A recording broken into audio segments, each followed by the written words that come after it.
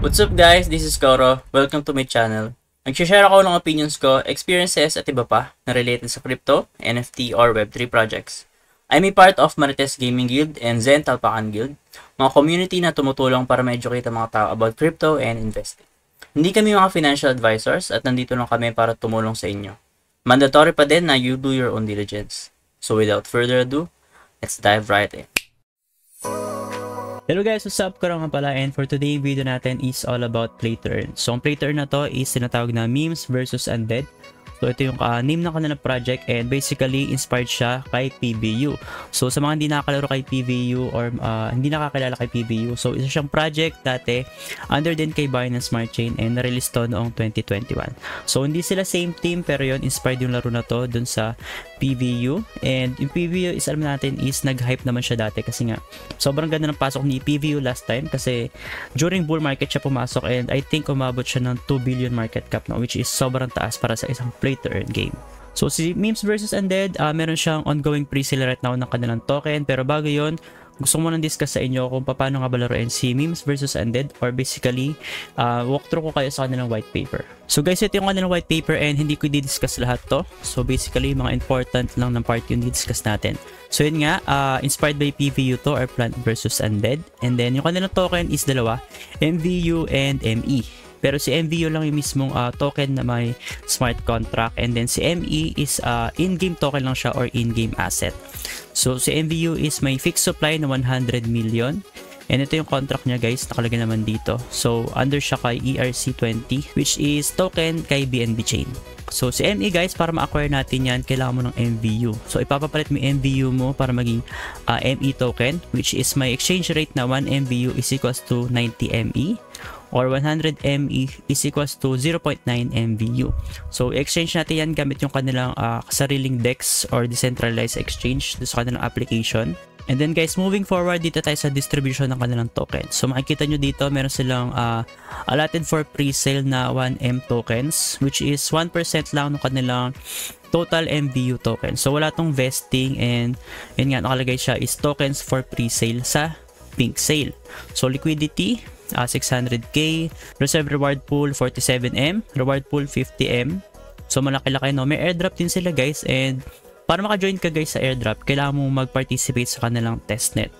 So may initial vesting naman yung airdrop nila na 30 days after ng pre-sale ends. So hindi agad to ma-release guys. So basically dapat abangan natin to kasi kapag na-release to, I think pwede tayong pumasok no. Kung gusto nyo late pumasok na kasi 30 days pa to, and hindi naman siya sobrang taas guys. 50k lang yung ano niyan, yung distribution ng airdrop, which is sobrang liit compared sa total supply na 100 million. So loyalty staking guys, meron silang loyalty staking kasi meron silang staking na pwede mong stake yung NFT mo sa kanilang past project. So yung past project nila is sinatawag na Crypto Pepe Mine. So para siyang Crypto Legions if nalaro nyo yun no. So na-release siya I think this year lang din, and papakita ko sa inyo mamaya yung token nila dati. So next guys, dito tayo sa how to play section nila. So paano nga ba laruin si Memes versus Undead or si MVU? So kailangan mo mag-create ng account, and para makapag-create ka ng account, kailangan mo download yung kanilang application and mag-register ka, ayan, gamit yung email, tapos mag-setup ka ng password.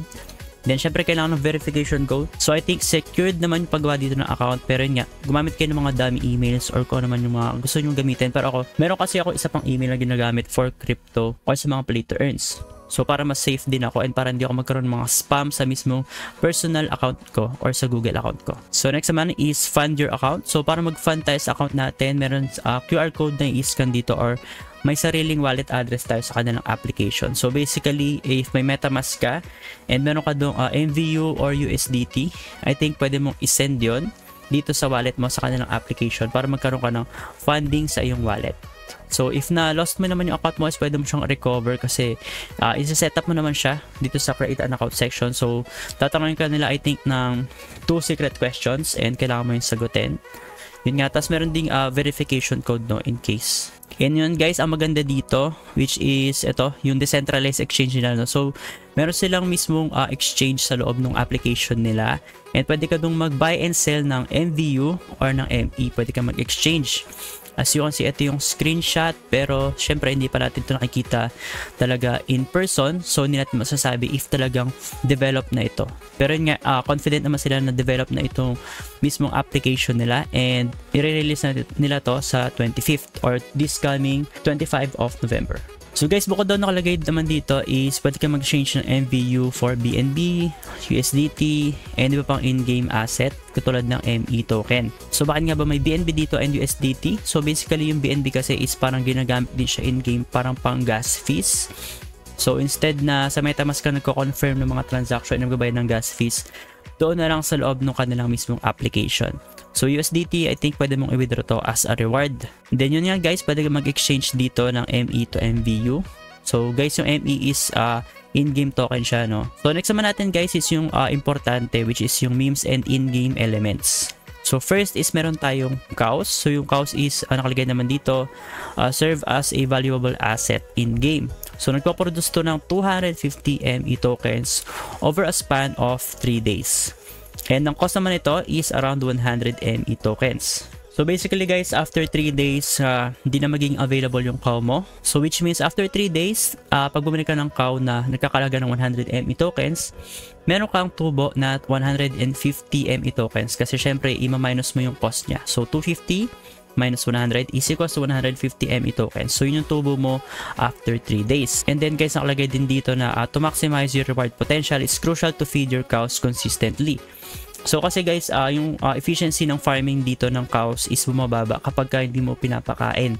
So dapat mong bantayan yung cows or yung mismong alaga mo ng cow para makikita mo na talagang within 3 days is makaproduce siya ng 250 ME tokens. So possible na kapag hindi mo siya na-feed, pwedeng hindi 250 ME tokens yung maproduce niya after 3 days. So pwede ka malugi kapag hindi mo naalagaan yung mismong cow mo. So next naman natin is yung alpacas. So para lang siyang cow pero syempre mas malaki yung napoproduce niya na ME tokens. So ito naman is after 6 days. So kaya na ito mag-farm ng 850 ME tokens for the span of 6 days. So ang presyo naman niya is 200 ME tokens. So minus ulit natin 850 minus 200 ME tokens. So around 650 ME tokens ka within a span of 6 days. So yun nga, same naman sila, kailangan mo rin siyang pakiinin. And syempre guys, meron silang tinatawag dito na chupacabra. So if familiar kayo sa PVU, meron tayong tinatawag na crows doon. So yung crows dati is hinahalt niya or hinihinto niya yung pag-farm ng mismong plants mo. So dito naman chupacabra, hinihinto niya yung pag-farm ng mismong cows and alpacas mo. So dapat kailangan bantayan mo talaga yung farm mo bukod sa pinapakain mo siya. Kailangan mong i-check from time to time if may chupacabra ba doon para hindi niya ma-stop yung farm ng ME tokens ng mga alaga mo. So next naman natin is itong shotgun bullets, which is ginagamit para mapaalis yung mga chupacabras doon sa farm mo. So ang price niya is 50 ME tokens, and doon sa 50 ME tokens na yon, pwede mo siyang gamitin ng 50 times. So meaning 50 chupacabras yung pwede mong maalis sa yung farm. So next naman natin is yung food. So nabanggit ko naman kanina na kailangan pakainin mo yung cows and alpacas mo o yung mga alaga mo. So basically ito yung ginagamit nila, which is yung food, and ang price niya is parang bullet lang. 50 ME is equal to 50 times na foods or 50 foods. So yung 50 ME na yun is pwede ka magpakain ng 50 times. So next naman natin guys is yung memes. So bukod sa cows and alpacas, meron tayong memes na pwede mag-farm sa ating land. So para maka-acquire ka nito, kailangan mo ng meme egg na ma-obtain kapag bumili ka gamit yung initial pack or dun sa mismong marketplace nila. So yung egg na yun is nag-hatch siya after 24 hours and meron siyang mga different rarity. So syempre meron tayong first na rarity, which is yung common, sunod yung rare, epic, and then highest is legendary with a probability of 1% lang. So napakababa nito and sobrang swerte kapag nakuha mo to kasi ang farming increment nito is 100%. Which means mas mataas siya ng 100% or doble dun sa common. So next guys is meron tayong meme classes. So I think yung Flocky is common, if hindi ako nagkakamali, no? So Baby Doge, Shiba, Doge, and Pepe. So mas mataas yung ME production niya per rarity. And then yung skills niya, meron silang protection from chupacabra. So dito kay Flocky meron siyang 10% decreased chance chupacabra. So 10% na pwedeng hindi magkaroon ng chupacabra doon sa mismong Flocky mo or doon sa farm mo. So hindi natin alam if kabuuan yung inapektuhan niya. So Baby Doge, 5% chance increment own production. And then Shiba, 5% chance not consume feed. Doge, 5% decrease Chupacabra chance. Pepe, wala siyang ibang skills. Pero mataas naman guys yung ME production niya, which is 2,250 ME per 21 days. Pero guys, para sa akin, mas valuable pa rin yung may skills kasi hindi naman ganun kataas yung mismong difference niya, no, after 21 days. So siguro maganda dito is yung Floki, which is 10% decrease in Chupacabra chance. Kasi guys, kapag ka ganito, so syempre hindi masyadong babantayan. And kapag ka nakalimutan mo siya, syempre may chance na mas hindi ka magkaroon ng Chupacabra or mag-stop yung process ng farming mo. So guys, moving forward, meron tayong farm. So kapag ka magpa-farm ka, so lalagay mo yung mga alaga mo doon sa mismong farm mo. So if naglalaro nga kayo ng PVO dati, no, so familiar tong UI na to or yung user interface.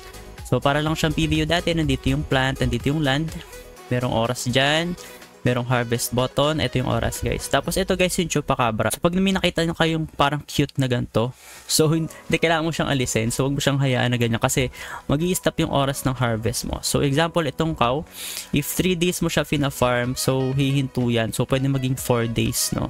So masahaba yung time ng farming mo and hindi yun maganda. So as much as possible, if may Chupacabra, dapat patayin mo siya gamit yung bullet mo. So next guys is no nga yung Chupacabra. So na-discuss naman natin kung ano sila and kung ano yung mga ginagawa nila and paano siya i-exterminate. So next is yung claiming ng rewards, which is very important. Ito yung inaabangan talaga ng lahat. So para mag-claim ka ng reward guys, sobrang dali lang. Meron sa kanilang user interface na claim rewards button. So with just a click, you can easily access your well-earned prizes. So sobrang bilis lang nito. And nga nakalagay naman dito na as soon as you claim, the ME balance will promptly credited to your account.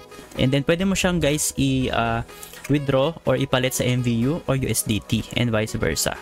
So next guys is yung land feature nila. So paano nga ba makuha ng land? So meron silang starter pack which is nagpa-price siya ng 2.5 DNB and may kasama na itong 21 eggs. So yung eggs na to is makakuha ka ng memes dyan. So random yan. And plus 1 land. And then guys, meron din silang landlord pack which is 3 times ng price ng starter pack.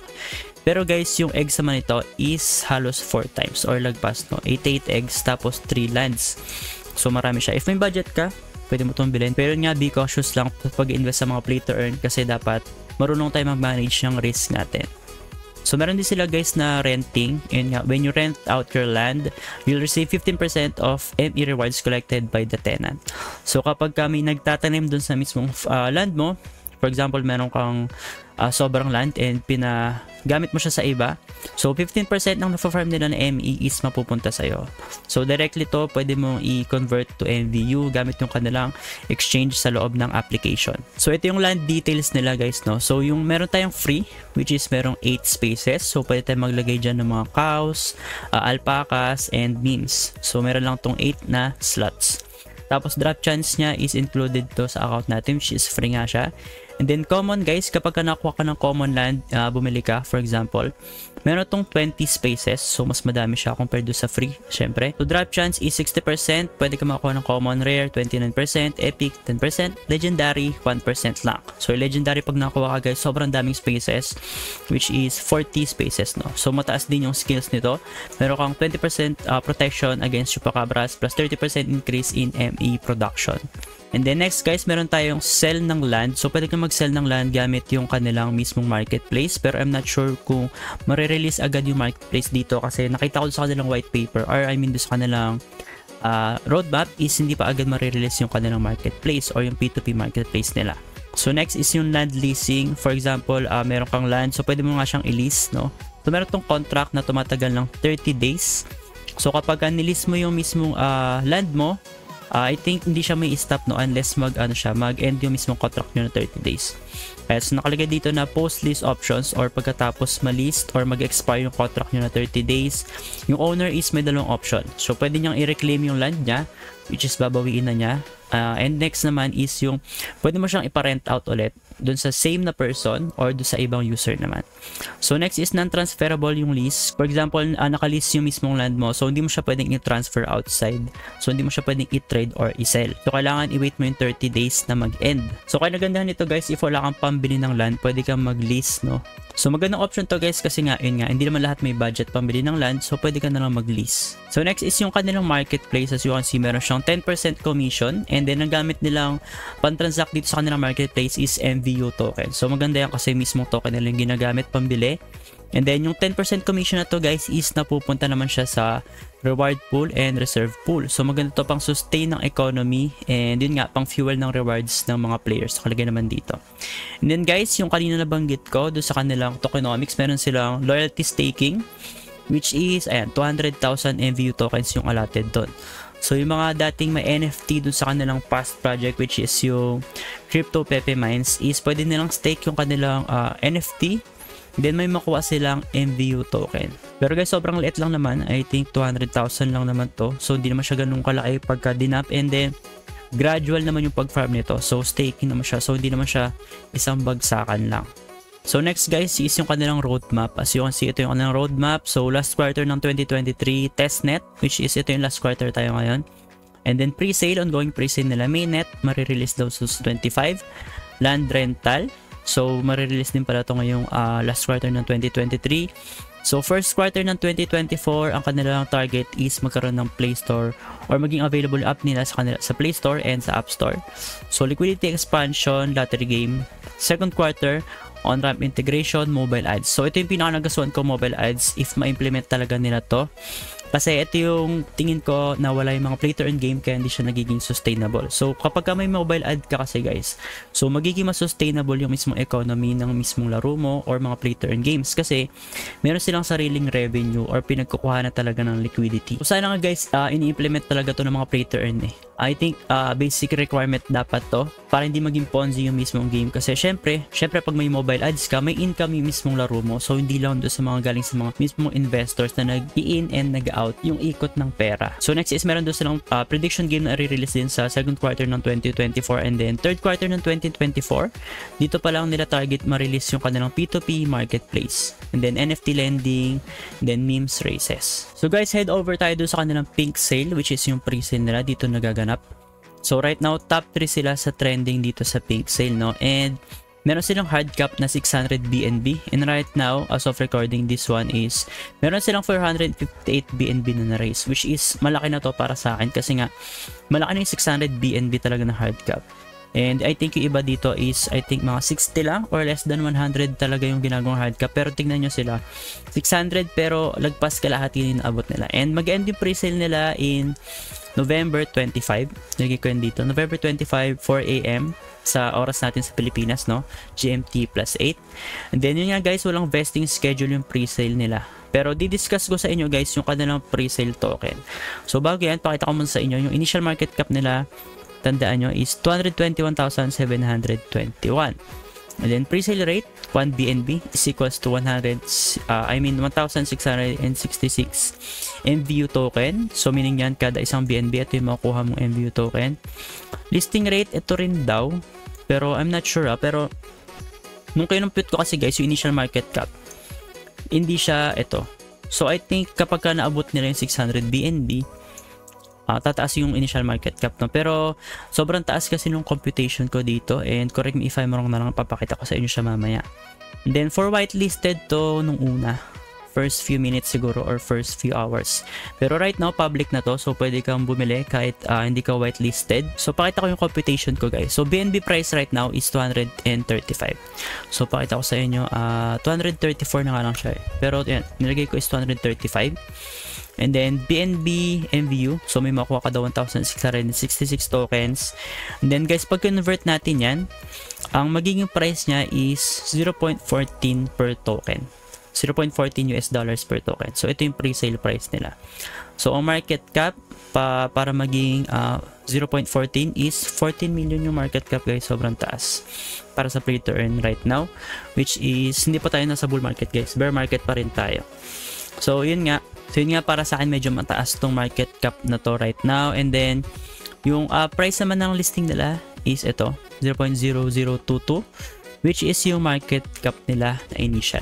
So nag-iba ata. So kanina kasi iba yan eh. So ito yan 221,721. So iba natin to 221,721. So hindi mo masyadong gumalaw. So ito yung listing price guys. Pero kung gusto nyo pumasok dito medyo alalay lang kayo kasi medyo maraming bots dyan and Syempre hindi natin alam kung paano magiging listing na to, no? Technique nila MVU, kasi pwedeng meron silang anti-bot system or meron silang malaking tax syempre sa umpisa. So huwag kayo masyado agad-agad pumasok. Kasi syempre magbantay kayo sa Telegram din nila kung paano ba yung listing nila, no, technique, or kung paano yung magiging listing process nila. And then going back dito sa kanilang pink sale page, so pag in-scroll down mo sa baba, nakalagay dito, no, previous pre-sales. So galing din dito sa team ni Memes versus Undead, which is nga ito yun yung Crypto Pepe Mines. So fair lunch yun dati. And then kapag na-view nyo yan, so ito yan, na-filled naman nila yan. So 25 BNB lang dati yung ni-raise nila, pero naka 78 sila, which is times 3 nung kanilang expectation. So yung token na to is nag times 70 siya. Ito siya guys. Pero right now kasi wala na siya, nag-close na siya. Pero nabasa ko dati, nirefundan nila yung mga hindi naka-ROI dito. Pero syempre hindi 100% full refund. Pero ang kinagandahan kasi guys, nagustuhan ko yung ginawa nila kasi bukod sa nilagay nila dito yung past project nila, which is very brave of them, no? Kasi ibang project, kapag nawala yung project nila or na deads na, hindi na sila nagpapakilala ulit bilang same team. So basically yung ginagawa nila, parang kinakalimutan nila yung past project nila, tapos gumagawa sila. Sila naman guys, nagpakilala sila na sila rin yung gumawa nito. And then yung NFT guys dito, yun nga, nabanggit ko kanina, pwedeng stake. So yung mga dating nalugi, bukod sa nagkaroon sila ng refund, yung mga NFT nila right now is pwedeng stake dito sa Memes versus Undead. So I think in a way bumabawi sila sa mga dati nilang players or investors. So right now guys, ito muna yung madidiscuss ko sa Memes versus Undead. So ito yung information niya, ipopost ko na lang sa social natin or sa Facebook. And then gagawin ko rin to ng TikTok, pero short TikTok video lang din naman. And then yung social nila, sumali kayo sa kanilang Telegram channel. So very active naman Telegram channel nila, and sobrang daming marketing na nangyayari dito guys right now. As you can see, sobrang dami. Pinned messages 35. So karamihan dito is puro YouTube lang, and then iba is puro update lang. Sobrang dami guys. And I think sobrang laki ng budget nitong game na to.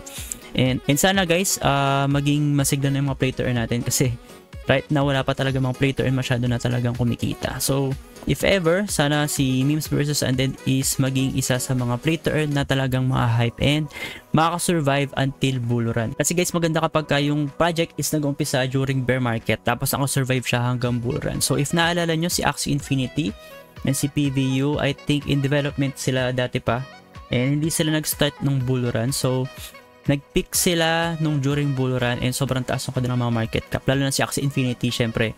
Alam natin na yan talaga yung isa sa mga pinakamalaking play to earn globally or internationally. So ito guys, ginaya niya si PVU, and I think sana maging sustainable to. Kasi si PVU guys, sobrang dami niyang ginawang iba't ibang adjustment during dun sa kanilang mainnet, and di niya in-adjust agad lahat, which is ito si Memes versus Undead, ginawa niya agad yung mismong parang final product ni PVU, and may mga in-improve siya. So sana guys, mas makasurvive to, and sana hindi sila mag-run ng mga parang mga ginawa ng PVU dati, kasi dati nag-run yung PVU ng parang event, which is mag-invest ka ng maliit tapos makuha ka mga seeds ata agad. So dahil doon bumaba yung price ng seeds or ng mga plants. So dito guys, yung seeds kasi is parang eggs, tapos may laman siya ng mga memes. So yun lang guys for Memes vs Undead. Sana nagustuhan nyo yung video na to, and syempre magkakaroon tayo ng follow-up video dito kapag live na yung mismong laro nila. And then babalitaan ko kayo kung yung ano yung makakuha kong mga NFT dito, and if magkakaroon ako lang land or mag-list lang ako. So ito guys, ipopost ko lang to sa Facebook din natin. And syempre, ang pinakapaalala ko sa inyo is manage your own risk and do not gamble. If ever may questions kayo and suggestions, pwede kayo mag-comment sa ating comment section. And if ever nahiya naman kayo, pwede kayo mag-message sa akin sa Telegram, sa Discord, and syempre pwede rin sa TikTok and sa Facebook. Yun lang guys, and good luck!